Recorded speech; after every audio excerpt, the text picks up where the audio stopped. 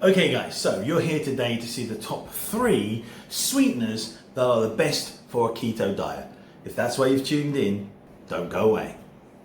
Okay guys, so it's really interesting to see that there are lots of sweeteners out there. They've got your polyols, your sugar alcohols, and you have several others that are quite prominent in the market.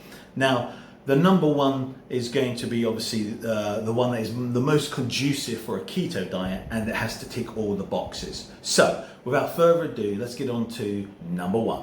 Okay guys, so you can see here you have monk fruit. Now, monk fruit is a sweetener that hasn't been wildly, it's not exactly ubiquitous in the keto arena, but it is starting to become more and more popular. You can understand that monk fruit is fantastic. Why? Because it has zero impact on your GI, and there are 0 digestible carbs, and at the same time there's 0 impact on the insulin. So the main idea there is your insulin stays low, you get no effect from it, but you get a good natural sweetener. Okay guys, so if you look here, you can see natural, 0 calories, keto friendly. Now, it's a natural sweetener extracted from the monk fruit, hence the name monk fruits. You have 0 calories, sweetness without the calories, you have 0 carbs, does not raise blood sugar, keto friendly, perfect for a low carb lifestyle. A great taste, deliciously sweet with no aftertaste. So, what you can see here, you've got it's plant-based, there's no sugar, and it's gluten-free. So at the same time, guys, you can understand that it's very simple. How else can you actually think? How can we have a processed artificial thing, but how can we make it more natural and conducive? Well, simple. Don't create it or do something which is going to make it harmful.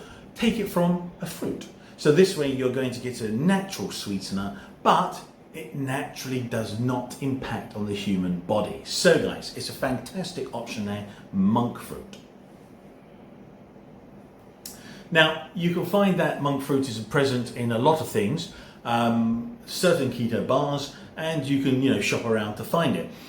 Why is it not prevalent? Why is it not ubiquitous to other things out there? Well, it's really simple. It's an expensive sweetener.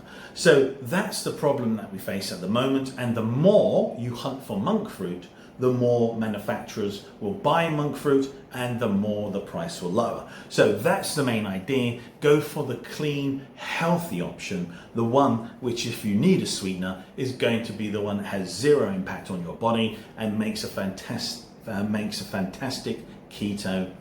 Okay guys, so moving on to number 2. So number 2, you've got stevia. Now you can see here again, stevia is natural, it's 0 calorie, and it's keto friendly. So what does this mean?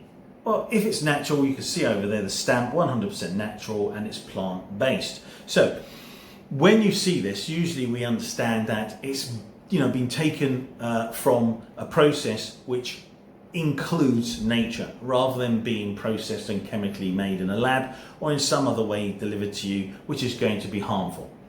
Now, what are the main benefits of stevia? Well, it's a natural sweetener. So it's derived from the leaves of the stevia plant. You can see a picture of it here. 0 calories, sweetness without the calories, 0 carbs, does not raise blood sugar. Keto friendly, perfect for a low carb lifestyle, and a great taste, very sweet, a little goes a long way. So this is really conducive because it's very sweet. Now, so you have this really sweet sweetener. That's always an advantage because you're going to be able to get that effect you want. While some other sweeteners are going to be at maybe 70% sweetness of normal sugar, and then some are going to be way too sweet. So for example, sucralose, where you need just a tiny amount, is massively powerful. Okay, so you're looking at 200 times to 350 times the sweetness of normal sugar. So that's very powerful. It's not massively off the range like some of them like sucralose, but it's still very, very sweet. So again, it does a job. You use a small amount, and it's also going to be seen at the moment healthy for you. There's no research that goes against this sweet. Now, looking at monk fruit is 150 to 250 roughly times sweeter than normal sugar. So that you can see as a comparison, monk fruit's a little less sweet. Now, it depends on how you see it for advantage. Some like a little bit to make it very sweet, but some then go, well, that's, too powerful. So if you look around, you'll be able to find stevia being used in more and more products. Yes, you do find sometimes people blend them in. I would say, I advocate that you don't blend simply because it's harder for you to calculate if you have blends in there that aren't zero carb. So if they're all zero carb, no harm, fine. But if you blend things, then you start getting into messy areas. For example, xylitol, sorbitol, and maltitol. So these are the sugar alcohols or polyols that cause the biggest harm and impact, while these are seen as healthy and conducive to a keto diet. They're all natural sources, and at the same time, they have zero impact, and they're really seen as a beneficial sweetener.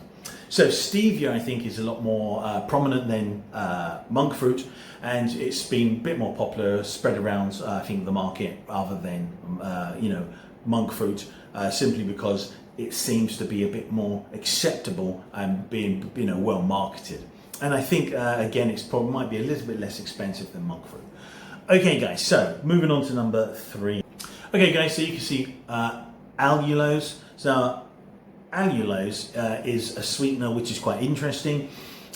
Sometimes people would put erythritol here.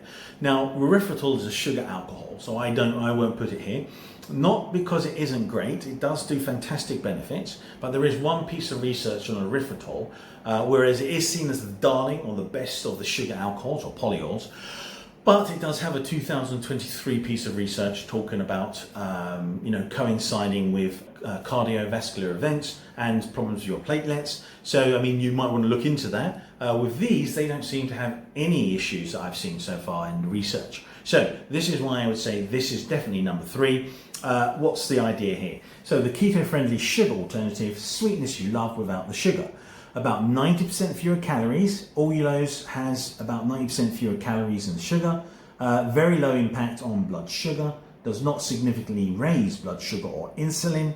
Keto and low carb friendly. Minimal impact on ketosis. Perfect for a low carb lifestyle. And tastes and bakes like sugar. Similar taste, texture and browning to traditional sugar.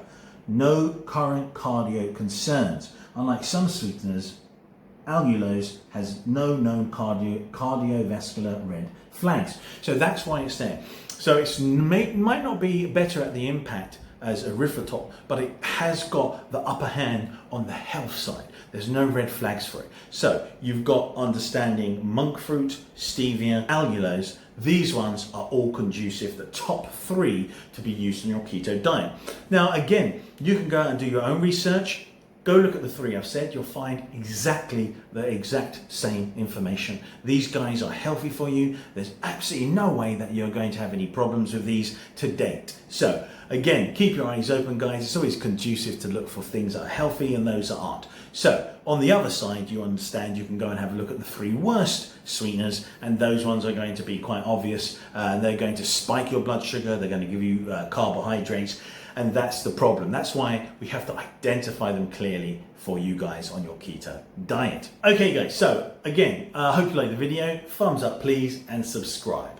Any questions, pop them in the comments, and I'll see you on the next one.